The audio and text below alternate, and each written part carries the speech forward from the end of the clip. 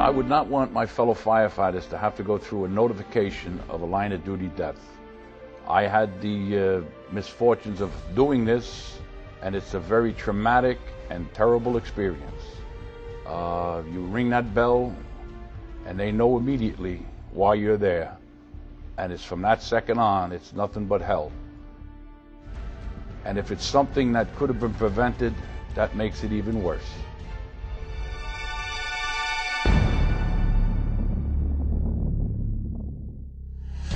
Since this nation's founding, the fire department of the City of New York has protected its citizens from fires, medical emergencies, natural disasters, and terrorism. The FDNY lives, every day, the values of its mission statement: service to its citizens, courage to perform countless acts of insurmountable bravery, honor in the service of excellence, dedication to the mission, and personal and professional preparedness. Living these values has saved the lives of an unimaginable number of residents of the city. Truly, this figure, if known, would be staggering. Throughout every mission, the firefighters and paramedics of New York City have strived to keep citizens and visitors safe at all times and in every situation. But this dedication has come at a high price to firefighters, as we've witnessed hundreds of New York's bravest die in the line of duty, many performing acts of bravery and courage, but many who have died as a result of preventable tragedies. So this video begins a new page in the FDNY, as every member is challenged to make firefighter safety his or her highest priority at all times, in every situation, from a commitment to personal health and wellness to every action on the fire ground, including getting to the scene and returning safely. The intention of this video is to empower you to add to the department's mission that everyone goes home, so that you go home to your loved ones. You will hear real stories from your brother and sister firefighters about their experiences that represent the angst of near misses, the pain from the darkest of days, and the wisdom that has come from generations of lessons learned. Please learn from them, and we'll all benefit from the second chances that many of them receive. There is no doubt that your loved ones are proud of you, what you do, and understand how important the job is to you. However, imagine how they might feel if you don't come home, because you did something that was absolutely preventable. The choice is yours. This is about having the courage to be safe, so everyone goes home. I spent over 37 years in the FDNY. I love the department. I love the members that have been part of this department for all those years. But I really do not want to go and speak to another widow. It breaks my heart. I have 5 children of my own, and I always pray that nothing would ever happen to me, because I know how much they're going to suffer, and the effects of losing their father or their mother or their brother, and how hard it's going to be on the family. I don't want to do that anymore. I really, really want to get the message out to the members of this department, who are the greatest members of any department or agency in the world. They are so dedicated, so conscientious, so brave. But we can do all of that and still operate safely. I'd like the members of the department to take away the idea that they have a responsibility for their safety. They have a responsibility to the men and women that they work with, and the officers and the chief officers in particular have a responsibility to make sure that everybody who works for them goes home at the end of the tour.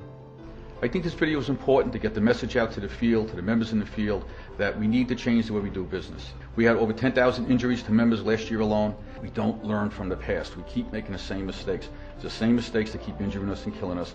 And these members are basically giving you a guide to how to move on and hopefully prevent another injury or prevent another fatality.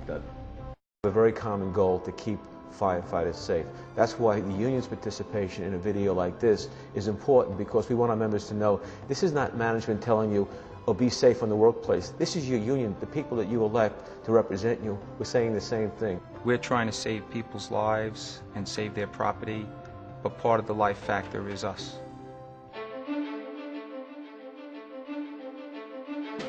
Outside of experience, nothing beats training.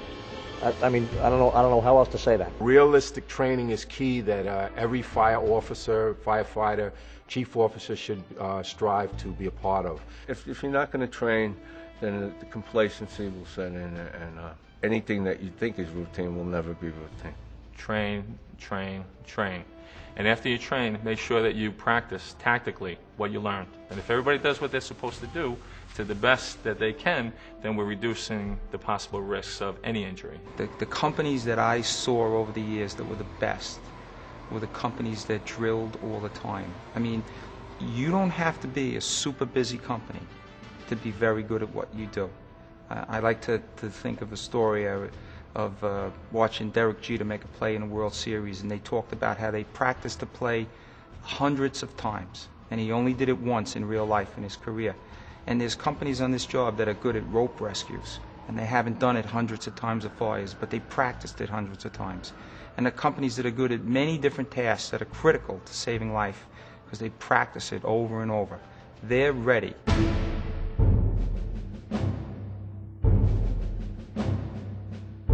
Being a fireman, there are so many unknowns that you cannot prepare for.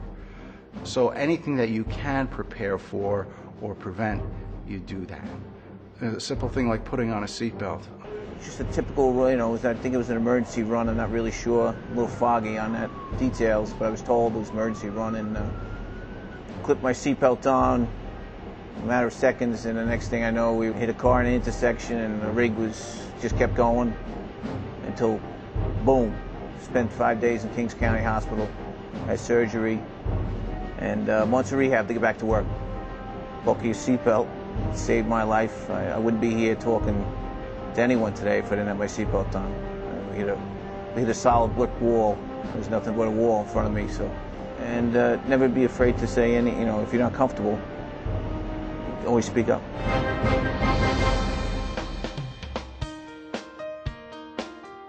What we get paid for is running out the door at 3 o'clock in the morning into a very hostile, very dangerous, very fluid environment.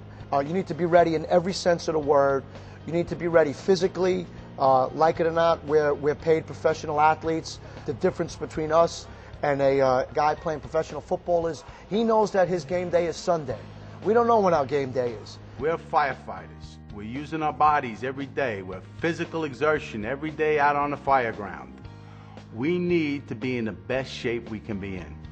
It helps every rank, every firefighter, mentally and physically. You knew it was a job a couple of blocks away. It was, you could see the flames blowing. I was breathing heavy, and I kind of felt like a pressure in my chest, like a burning sensation, but not unlike going out for a run. However, this, didn't subside. It didn't get any better. It stayed the same. Normally, you back off into a working pace, and this never happened. It was just steady the whole time, and I was breathing really heavy, trying to control my breathing, slow my heart rate down. And as I got up to leave the building, I grabbed one of the guys to come with me, and I passed out. They took me to the hospital, and after running some tests, that's when they realized that I actually had a heart attack. I mean, I had all classic signs. It's just I didn't accept them as being, heart disease or something like that. I'm 48 years old, coming up on it, and I just thought this was how it was going to be. I was going to have to work harder. I didn't accept the fact that even a 4 or 6 story walk up, and I was breathing heavy and I had chest pressure. I didn't know it was a disease or was a bad heart. I just thought it was being out of shape and old. I have a 6-month-old at home now, believe it or not. Yeah, that's starting all over again. The deal was I was going to get back in shape and live another 40 years because I got a lot of information I want to give to this guy, And I just, that night in the hospital, I felt I was letting him down. And I'm not going to do that.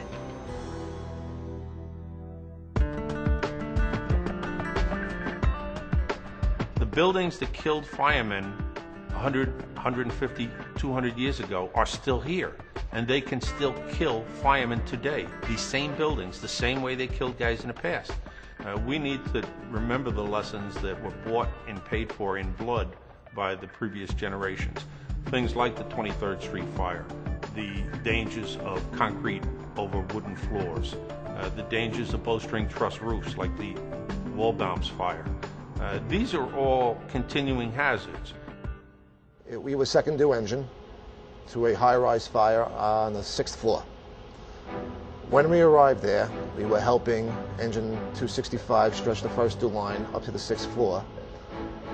When we got up to the fire floor, being the backup fireman, I actually had a junior fireman who had the nozzle in front of me, and I had said to him, let's take a step back, let's regroup. We went back down to the floor below because I just had a very bad feeling in my stomach at that time. I've been to a couple of high-rise fires, and it's difficult, and I believe this might have been his first one. So I told him to take a knee, to put his gear on as if they showed you in Proby school. From everything, from the hood, the helmet, the ear flaps, the bunker coat. We batted down, we bunkered up. At the last second, I said, do me a favor, Jimmy. I said, let me go first, you stay behind me right now. So I gradually started to move up the line, and when I actually got to the front of the line, I came across the nozzle, but no fireman. Very lonely feeling, because now my first instinct was the first due engine and the first due truck, everybody's dead. So I remember closing my eyes, taking a deep breath, and say, okay, control your breathing. This is the most important thing because you're unlimited air. At one point, I actually remember saying to myself, okay, you might have to call a Mayday here. But then I was embarrassed. I was like, oh, you don't want to do that, you know. Then I said, okay, let me try to follow the line out. When all else fails, follow the line. It's my lifeline. So every time I attempted to shift my body and try to follow, just use my hand to follow the line out, I kept on getting burnt. It wasn't until that I actually felt the skin on the back of my neck and my ears starting to bubble when I realized, okay, I'm running out of options completely. I am about to burn to death right here and now. And then all of a sudden, I heard banging. And they always taught you, you know, if need be, you just follow the noise of the other firemen, because obviously they have a beacon and they're going to try to get you back. So I kept on screaming loud. I could hear you, don't stop the banging, don't stop screaming. And it was all of a sudden then that I actually felt a pull on my harness in the direction I had put my body towards. And it was Jay Byrne from the first due truck who had sought refuge in the adjoining apartment, just like they teach you once again in the academy. You have to seek refuge on the same side of the fire apartment. This way the wind effect does not blow across the hallway. He had left his safety zone in the adjoining apartment, crawled down the hallway to where I was trapped. Even though he has 3 children at home, his wife was due with any day with their 4th child. He put his complete safety out on the line, crawled down the hallway, grabbed me by the harness, and guided me back to the point of refuge. Had he not done what he did at that point in time, there is no doubt in my mind that I would not be sitting here right now doing this interview. And when you consider that, even though I had my bunker gear on the proper way, I had the hood on, I had the helmet on, put the ear flaps down, had I not done all of what I was taught in Proby school, out in the field, that the damage would have been a lot more severe than the 2nd-degree burns I received on my neck and my ears. If you feel that you need to transmit a Mayday, you need to give it. You need to do it. Because obviously your brain is telling you something, and I was, for a brief second, embarrassed to go through the motions. And they always teach you, never be embarrassed to do it. I was burning. I was embarrassed to do it because I was afraid to have to look at the guys in their faces again in the firehouse. If you want to make it home at the end of each tour, a couple of simple rules. First of all, never put yourself in a place where somebody else is dependent on to get you out. Second, know where your escape route is every time. Know how you're going to get out when things go bad. And the third one, know where your second escape route is when that first one gets blocked, because things do go wrong that you didn't plan on. Fires are getting hotter, we all know that, and we're going further in. If we're not aware of what's going on around us, we have the chance of being caught in there. And that's where I think we're injuring more firefighters. The other issue in firefighters is construction. Building construction is not our friend. And if you don't know about the buildings that we are going to and fighting fires in, then go out and spend some time learning about them. What we went into, the apartment above the fire, was an SRO, and we just never found any sign of fire, but because of these illegal walls that were there, we were blocked off from the fire escape and from where the fire was coming up through the floor below. And it wrapped around these hallways and trapped 6 of us in the rear of the building. I mean, it was a real live situation. It wasn't training in the academy anymore, you know. So not too long after that, the lieutenant started giving the maydays because the heat started to get really bad then. And you know, I remember the day in the academy when we were taught mayday transmissions, and this wasn't like that. You know, you could feel the seriousness and the you know, the urgency of these mayday messages. Kind of strange. People think, oh, how bad was the fire? How bad was the fire? I don't recall seeing fire at all that day. You know, all I remember vividly is the heat that we got knocked down with. I mean, it was just a tidal wave of heat that crushed us, and it just pinned us to the windows, where it was, you know, it was just unbearable to be inside that apartment, and we had to, like, you know, stick our bodies out the windows to cool off. And you know, our Lieutenant Mayron, the boss who was working that day with us, knew that this room was about to go and light up, and that we needed to get out.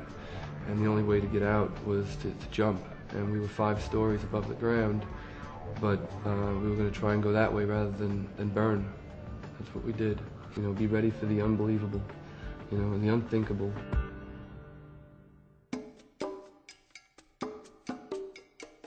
It was a house fire. It was a basement fire.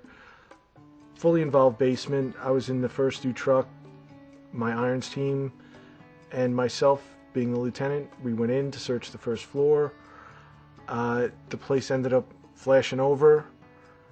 After I bounced into one wall trying to exit, I lost my helmet because I didn't have my chin strap on, and my head started burning, and I bounced off another wall and fell, and then my face piece started burning off the back of my head, so I had to hold the face piece on. And when I came on the job, it was the macho thing. It was what the older guys were doing, not having the chin strap on, and I should have, you know, it was awkward to have it on. The chin straps have become much better, and it is more workable now, and guys should have it on. If I had my chin strap on, it might have given me more time to get out before I got trapped.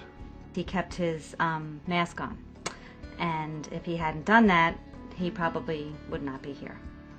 So people tend to take it off to yell for help, and he didn't do that. He just kept it on the whole time, which I think saved his life. If you have good habits, that's good. And I tell guys that all the time. I said, however you respond from the kitchen to the fire apparatus, however you get off that fire apparatus at every run you go to, it should be the same. You should be getting off the rig the same, whether you're getting off for a gas leak on the 3rd floor, or report a smoke on the 5th floor, or fire out 3 windows on the 1st floor. You should look the same when you get off the rig. You should be fully geared up. We were first due at a 2-story taxpayer. It was vented out the window, which looked good. Figured no problem. We stretched a 2.5-inch hand line up there.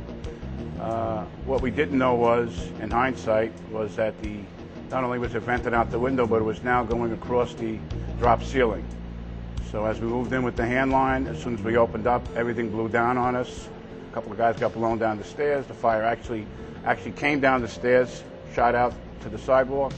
Maydays were given. I, not having my gloves on and my hood on, I sustained the worst injuries by far. You're a fool if you don't put your face piece on. I don't know. I mean, I always wear it now. I don't know why I developed bad habits years ago, but it can save your life. Was a firefighter, Engine 302 in South Jamaica, Queens. I had the nozzle at a basement fire. We made 2 pushes. We made a push the first time and we couldn't make it, and then we decided we were going to try again. And the first time I didn't have my hood on, and I definitely felt like my ears have never felt before. Like, okay, this is the hottest basement fire I've ever been to. So then when we came back up and we made the second push, I put my hood on. And I remember when I was in the hospital, they were telling my wife, well, she has told me this because I was drugged up, but that they were contemplating cutting off my left ear. The doctor at the burn center told me that the only reason why I have my ears is because I put my hood on. I'll never forget the feeling when I got stuck on the stairs and I was laying there, and it was coming right up over me, and my legs were burning, my back was burning, and I remember saying to myself, clearly remember saying to myself, I can't believe that I'm dying in a basement in South Jamaica. Like, this just can't be the end. No way. That's my fire, and that's my lesson. My lesson is that it can happen to you as much as you don't think and I think in this job you need to have that feeling that it's not going to happen to me. But I think there's also the reality of, damn, it can. So what am I going to do to make sure that it's not going to happen to me? Or if it does happen to me, because we do get into situations that we can't control, I got everything up and on so that I'm as covered as I could possibly cover myself. It's like buying insurance. I remember, excuse my language, but I remember one of the guys saying, this guy's got balls of steel. He went down to that basement, and I remember I said to the young guys, I said, you know what? I said, I don't think that. I don't think that it was very courageous of me to go down to that basement, only because of how hot I knew it was the first time we tried to get down there. And I think that it would have taken more balls to turn around to the captain and say, Cap, this one's not ours. Let's shut the door, protect the stairs, and get it from the outside. Like, I think that probably would have, I think in hindsight, that would have taken like more courage than actually jumping down there. Like I remember when I used to play hockey, I had a hockey coach who said that it's very easy to drop the gloves and go at it. It's very hard to walk away. The lesson learned about safety to me is knowing when we're done. Because I think in my gut I knew it, but I think for firemen, the idea of saying I can't do something is like hard as hell. So I think that's where I would have been more courageous.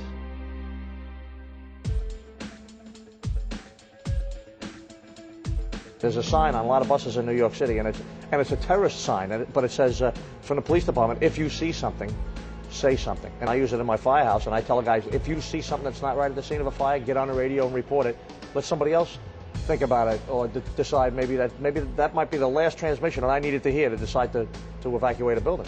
So it's situational awareness is very, very important. If this job has taught us anything in life, it's taught us that your life can change on a dime. You will not get a second chance at a lost opportunity. It only occurs once. And if you come up short, you're going to remember it. You're going to remember it for a real long time. It went from a level that was bearable to absolutely unbearable in a split second. The best thing anyone can do is just go out there and be on their toes.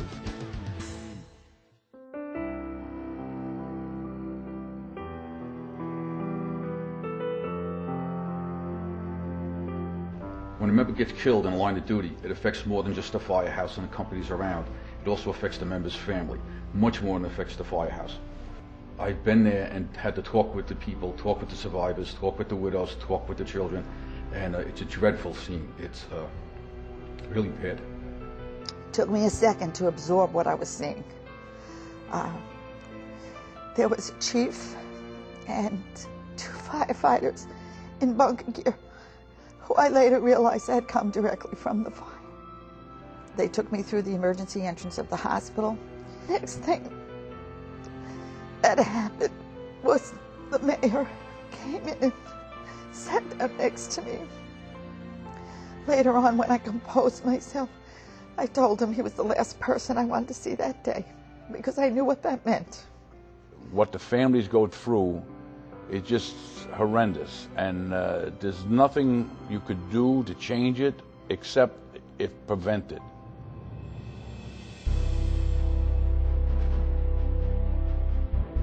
There are a tremendous amount of people that have gone before us, and we owe them a debt of gratitude. A lot of them are no longer here to speak for themselves. We need to speak for them. We speak for them in the actions that we do.